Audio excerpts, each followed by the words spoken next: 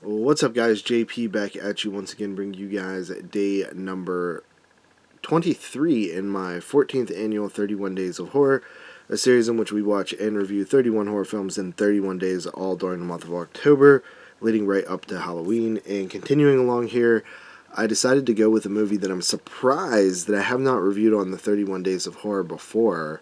It actually shocked me. I had to go back and look because I was pretty certain that I had before, but I guess not. And that is 1974's Deathdream. Of course, this is coming to us courtesy of Blue Underground. I actually never got a chance to pick up the 4K, but I would love to do that because I honestly really like this movie. But yes, Deathdream is directed by Bob Clark. Bob Clark, of course, is a Canadian filmmaker, most known for directing Black Christmas, but he also directed Children Shouldn't Play with Dead Things and Deathdream. He later went on to create he made one of the best Christmas horror films of all time, and then he went on to make the best Christmas non-horror film of all time, and that is, in my opinion, A Christmas Story, which I actually got a chance to go visit that house in Ohio, and it was really cool. But Deathdream is a little bit of a slept-on movie. I think it's really interesting. So it takes place, I believe, in 1974, and it follows a family who, basically, the movie opens up with them being told that their son has been killed in action in Vietnam. And honestly, it's kind of heartbreaking. I feel like the father and the mother in this film do such a good job of displaying emotion, and they really feel like real people, and that helps this movie be successful. So, they're told that their son is dead in Vietnam, and then we're shortly after that, their son shows up one night, and he's alive.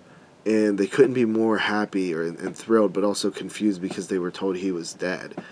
And then something starts to seem weird with the son. He's not acting right. He's doesn't seem like himself. And then there's a possibility that he may have killed somebody that gave him a ride earlier. There's someone in the town was murdered, and all the witnesses are saying that the guy picked up a hitchhiker who was like a military guy. So the father in this movie starts questioning, is his son okay and stuff like that. And then there is like a whole horror element added to this. Obviously, people don't just come back from the dead, but there's all these questions like, was he really dead? Was it a mistake? But it's pretty interesting.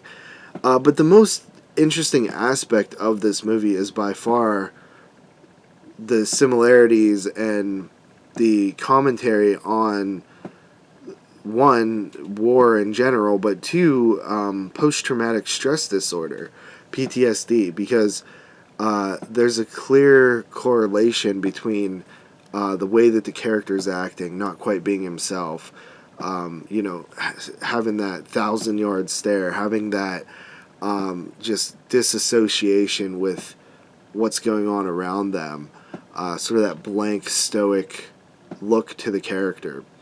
All of that can also apply and be in relation to somebody who suffered traumatic things in wartime and now has to come back to society and be reintegrated into society with a completely different mindset and how that affects people.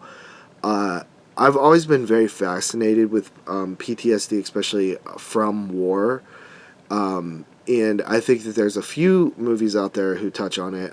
Cannibal Apocalypse is another one that I love that touches on it, as well as another movie being Jacob's Ladder is another film. But there's something about how nice and fluid PTSD and horror can work together, you know? It's like, it almost is like the way that this film is done, where he comes back, and it's essentially like a zombie or like vampire type thing. Like it's just, it's very unique, you know. It's the way that it easily also works with PTSD is pretty amazing, honestly. Bob Clark, very ahead of his time with this one, and I think that, you know, them sort of commenting on, you know, the post-Vietnam era this early, one of the earlier, especially horror films, to sort of tackle that subject matter. Give it a lot of props. And also, it has like a nice regional feel to it. It's a, you know, it's like a chiller almost. You know, I heard movies described as chillers. It's nothing too dramatic or graphic or exciting happens in the movie. But it's just a nice, cold movie that I've always been a fan of. I actually was fortunate enough to see this film on the big screen at a drive-in a few years ago, and I think this movie is very underrated. I like this one a lot. Very regional feeling. Just a pretty cool movie. So with that said, I'll give it an 8 out of 10. Hope you guys enjoyed the review, and we'll see you tomorrow with another one. Peace.